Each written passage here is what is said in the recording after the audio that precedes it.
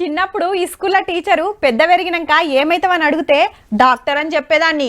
అట్లనే మా క్లాస్లో చాలా మంది టీచర్ అయితామని, కొందరు పోలీస్ అయితామని, ఇంకా కొందరు లాయర్ అయితామని, ఇంకా కొందరైతే ఐఏఎస్ ఐపీఎస్ ఆఫీసర్లం అయితామని చెప్పిర్రు.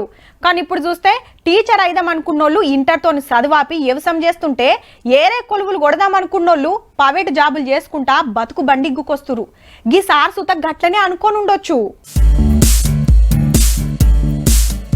భారెవ్వా మైకిల్ జాక్సనే వచ్చి ట్రాఫిక్ ను కంట్రోల్ చేసినట్టే ఉన్నది పో. హగో ఇటుకెళ్ళాటు అటుకెళ్ళిటు ట్రాఫిక్ ను మలుపుతానికి డాన్స్ ఆడుకుంటేనే సిగ్నల్ ఇస్తున్నాడు సారు. బండ్ల మీద కార్లలో పోతోళ్ళంతా ఎర్ర లైటు జరసేపు అట్లనే ఉంటే బాగుండే, ఇంకొద్దిసేపు డాన్స్ చూసుకుంటా ఉందుమని ఫీల్ అవుతుండొచ్చు. అంత ముద్దుగా వేస్తున్నాడు మరి డాన్సు. అయితే గీ నాగాలాండ్ మంత్రి సారు పిట్ట గుట్లకు ఎక్కిచ్చిండు ట్రాఫిక్ పోలీస్ టాలెంట్ చూడురని. కొందరు సార్ను గుర్తుపట్టి ఈయనే మా మధ్యప్రదేశ్ రాష్ట్రం ఇండోర్లా ట్రాఫిక్ పోలీస్ సారు, మేము ఆయనను ముద్దుగా సింగం అని పిలుచుకుంటాం, చిన్నపాటి సెలబ్రిటీ మా తాన అని కామెంట్లు రాసుకొచ్చిండ్రు. పేరు రంజిత్ సింగ్, చిన్నప్పటికెళ్ళి తోపు డాన్సర్ కావాలని కాయిష్ ఉండేనట. కానీ ట్రాఫిక్ పోలీస్ అయిండు.